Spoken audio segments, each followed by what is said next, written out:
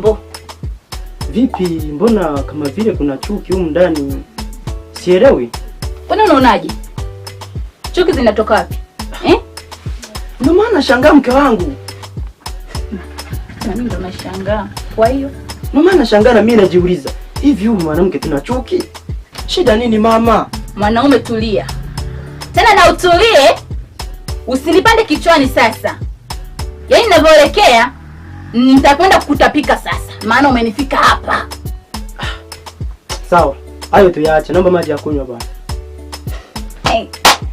Hivi wewe ndivyo ulivyofundwa huko na wazazi wako? Yaani nipo mimi, yupo mtoto wako. Kwa hiyo mimi ndio maana nikapate maji, si ndio? Mimi maji ni muombe nani tofauti ya wewe mke wangu? Una mtoto? Labda nikuulize swali mke wangu. Hivi humu ndani nimemuoa mtoto au nimekuwa wewe? Jibu unalo. Huyo marehemu mke wako akwacha amekuzalia baba. Tena naomba utulize nyodo. Ndio maana nimekutuma wewe, kwani mtuma mtoto wangu ndio nimuoa mimi? Ukiona moja ikai, nenda na mbili. Ani wewe mwanamke. Mwanangu. Beba. Nisaidie maji ya kunywa mwenzio na akiwa hapa yani nataka kuniua. Sawa baba. Ani wewe mwanamke natamani nikupike. Unataka kuja uwezi sasa. Ndio nishakuwa mwanamke hiyo.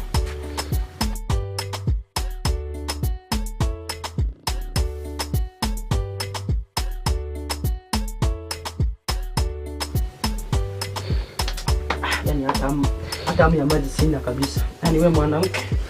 Wewe sema umetoka kazini huko umekunya mambo yako, umekunya masoda, matumbo yamejaziana hapo, umekuja tu hapa kutujazia tu nzi hapa. Endelea kumungunya viji maneno vyako hivyo. Niache.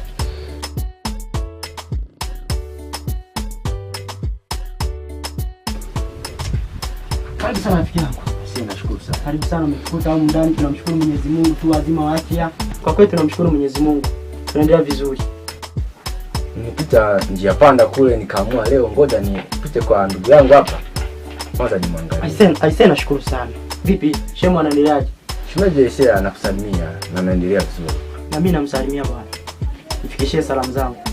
Bwana mimi kwa kuwa umenitembelea leo, tunaweza tukaongea vitu vya utu uzima. Bwana mimi kwenye familia yangu niko vizuri kwa sababu nina afya nzuri.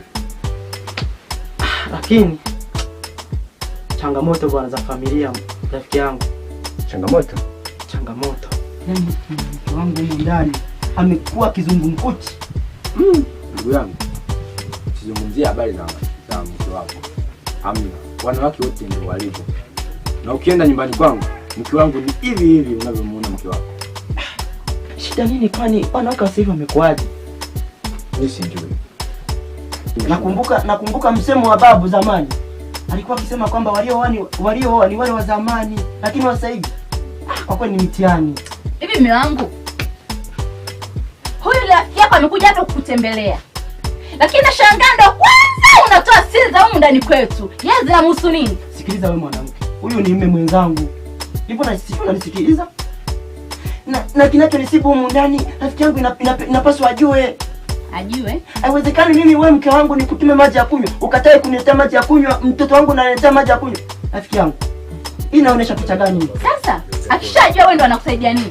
Yaani hii jamii inaifundisha nini jamii sasa? Alafu wewe umepata nini hapa nyumbani kwangu kwanza? Kaza kunitembea. Wanakujua wewe. Anakujua wananijua mimi.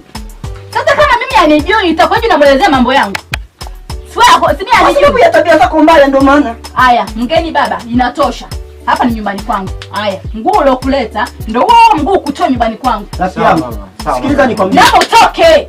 Sikiliza nikwambie rafiki yangu. Aina ya kwambie. Huyu mwanamke hawezi kuforce huyu. Toka nyumbani kwangu. Nenda bana unitazama vitu gani? Toka nyumbani kwangu wewe. Wewe mwana